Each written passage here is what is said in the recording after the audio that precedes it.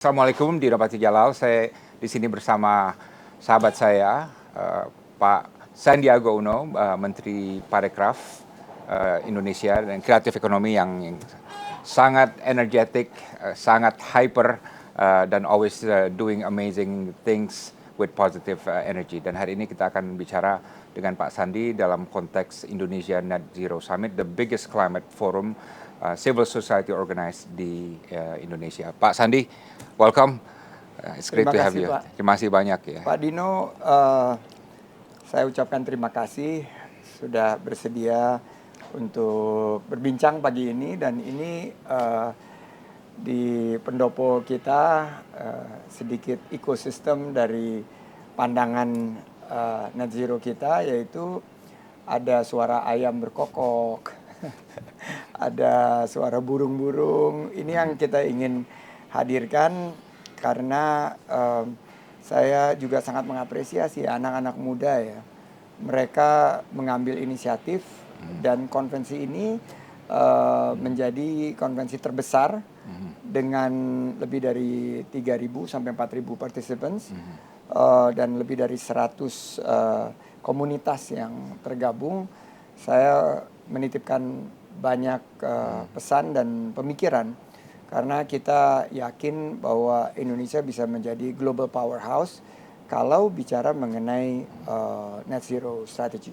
Dan pagi ini saya sangat optimis, dan saya berangkat dari pengalaman saya, Pak Dino, bahwa kita harus mengambil action, dan actionnya itu tidak hanya action yang sendiri-sendiri, tapi yang saya sebut sebagai collaborative action. Ya, jadi bentuknya kolaborasi, tapi sudah ada output, inisiasi, aktivasi kegiatan-kegiatan yang langsung terjadi di lapangan. Itu harapan saya. Dan sebagai contoh, di sektor pariwisata dan ekonomi kreatif kita sudah menandatangani komitmen sebagai bagian daripada announcement di G20 kemarin bahwa Indonesia adalah negara pertama di kawasan ASEAN yang mencanangkan untuk sektor pariwisata dan ekonomi kreatif akan memangkas emisi karbonnya 50% menuju angka 4% di tahun 2035. It's a bold statement, dan banyak yang memberikan apresiasi, tapi juga banyak yang ingin berkolaborasi. Dan kami melihatnya dalam konsep 360. Universe kita 360, mulai dari menanam mangrove sebagai bagian daripada carbon offsetting yang di overlay di atas platform teknologi, sampai dengan pengurangan food loss dan food waste. Karena ternyata food loss dan food waste di restoran, di hotel-hotel ini menyumbangkan banyak sekali emisi karbon. Itu juga dipandu melalui pendekatan digitalisasi. Kami juga melakukan restorasi coral reefs, dan itu juga saya sangat tertarik beberapa programnya Pak Dino, nanti mungkin kita bisa kolaborasikan. Tapi saya bilang bahwa kita nggak cukup memangkas 50% di 2035. Kita harus menyampaikan kepada dunia bahwa 10 tahun lebih cepat dari target net zero kita di 2060, pariwisata dan ekonomi kreatif itu harus completely net zero by 2050. Dan itu sebagai hadiah 5 tahun kita sebagai negara maju. Karena target kita di 2045 Indonesia akan menjadi negara maju. Nah, kegiatan-kegiatan seperti ini dan Net Zero Summit menurut saya sangat strategis karena it's now or never. Kita harus mengambil peluang ini, jangan menjadi penonton tapi jadi pemain. Dan saya berharap banyak dari Pak Dino ini.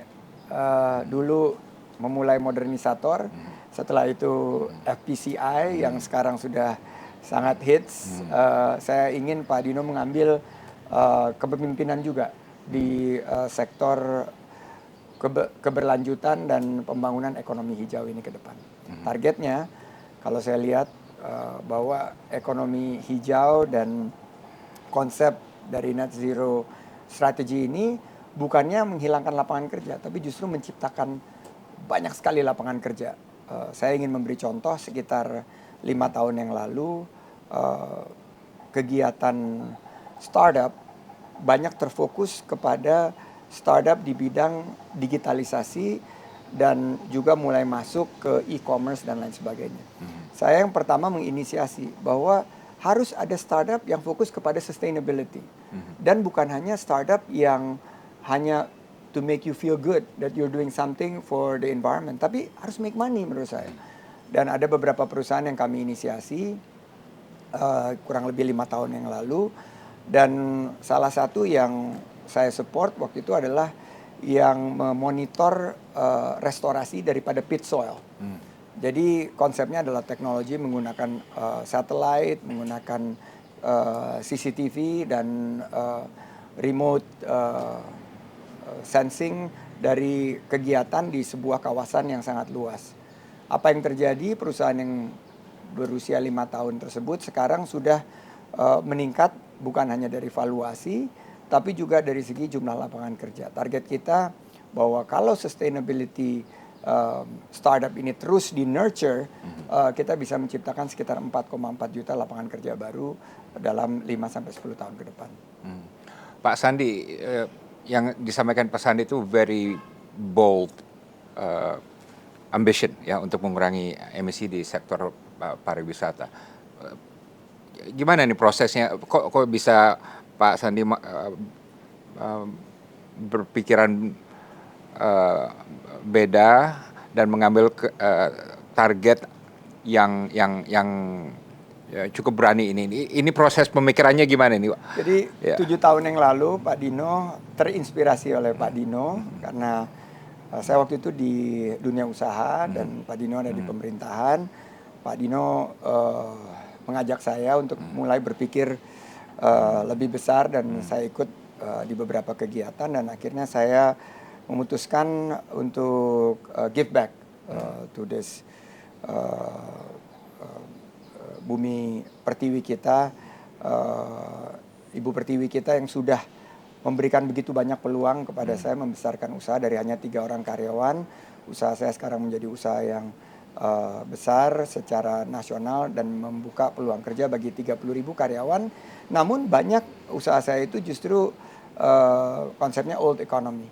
Dan saat itu saya challenge kita bertransisi menuju new economy dan green economy. Pada saat yang bersamaan saya melakukan transisi kepemimpinan. Saya fokus kepada tugas saya baru di bidang pelayanan publik.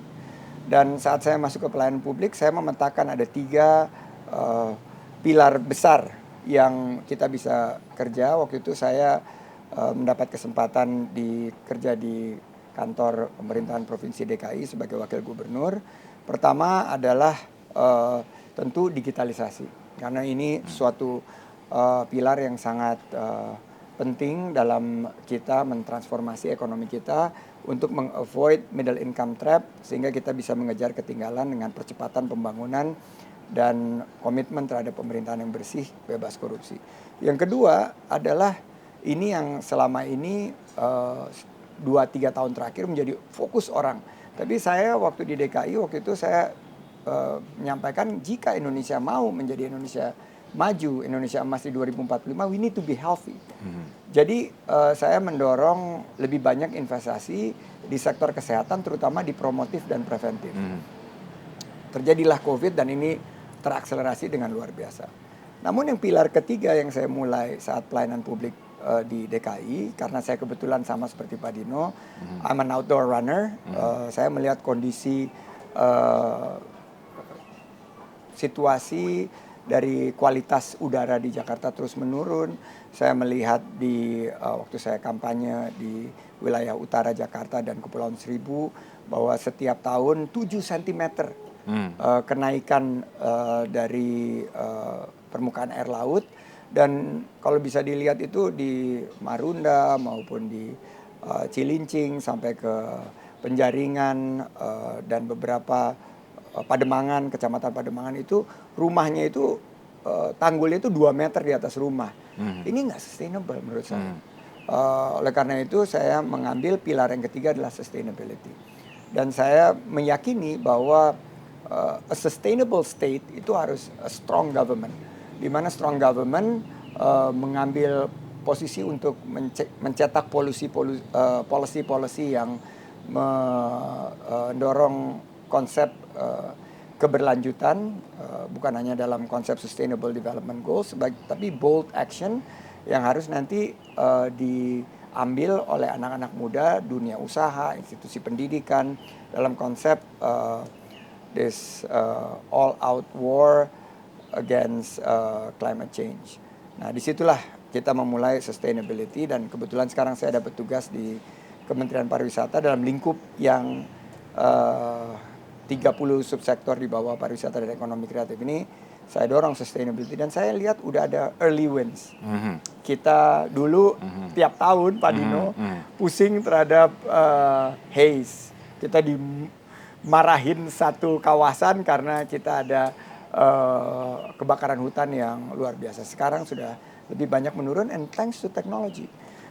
Kita di Bali ada permasalahan sampah, tapi ternyata di balik permasalahan sampah timbullah inovasi-inovasi sosial, investasi sosial seperti Sungai Watch dan lain sebagainya, di mana anak-anak muda ditarik untuk mengembangkan bagaimana kita bisa menjaga sungai kita, menjaga pariwisata terutama di Bali terhadap pengelolaan sampah yang tidak sustainable. Saya juga melihat bagaimana anak-anak muda sekarang sangat concern ya, anak-anaknya seumur Chloe mungkin di usia 15 tahun itu, terhadap carbon footprint-nya, dan udah ada aplikasi yang menghitung carbon footprint. Sekarang saya di setiap kegiatan saya ingin ada kalkulator berapa nih carbon footprint yang timbul dalam kegiatan kita dan bagaimana kita meng-offsetnya. Nah, ini sekarang sudah ada teknologinya yang bisa meng-offset kegiatan-kegiatan dan carbon footprint kita. Jadi sustainable issue ini bukan hanya responsible, tapi actually is profitable. That saya bisa bicara karena saya memulai dan melihat bagaimana perusahaan-perusahaan yang saya mulai masuk ke dalam ESG, Environmental Social Governance, dan ternyata mereka bisa justru meningkatkan profitabilitasnya dalam 5 tahun terakhir ini. That's the wave of the future, ya kan? That's the wave of the future, and saya ingin ucapkan terima kasih Pak Dino dan teman-teman menggagas Net Zero Summit ini. Dan saya suka termsnya itu, Gen NZ. Generation Net Zero, Generation NZ. Ada pesan Pak Sandi terhadap anak-anak kita Generation Net Zero yang nanti akan membacakan semacam Sumpah Pemuda tapi versi climate-nya, Climate Pledge ya. Wow, Climate Pledge. Iya. Wah, kita melakukan Climate Pledge itu di 2022 yang lalu saat kita menjadi pemimpin G20. Tapi saya ingin menyampaikan pesan kepada generasi NZ bahwa kalian mesti mengambil sebuah sikap yang sesuai dengan tema Now or Never, di mana saya menitipkan 3G. Dalam mewujudkan net zero, G pertama gercep, gerak cepat. You need fast action. It's good to have big idea. It's good to have grand strategy, tapi kita akan jauh lebih maju dalam isu net zero jika kita mengambil fast action. It's better a small incremental step, tapi continuing small incremental step. Jadi G pertama gercep, G kedua adalah geber, yang singkatan dari gerak bersama. We cannot do it alone, we have to do it together. Nggak bisa hanya anak-anak muda, harus ajak semua dari setiap usia dan setiap demografi dan setiap geografi yang ada di Indonesia. Kita negara yang sangat luas, ini bukan hanya di perkotaan, tapi ini milik gerakan seluruh anak negeri. Gerak bersama. Dan G yang ketiga, gaspol. Garap semua potensi online untuk ciptakan peluang, baik lapangan kerja maupun peningkatan ekonomi. Karena target kita di 2045 adalah menjadi Indonesia maju dan menjadi sebuah era 100 tahun Indonesia merdeka dalam masa Indonesia emas. Sukses untuk generasi NZ. Thank you so much Gewer, Gercep, Gaspol. Gaspol. Ya.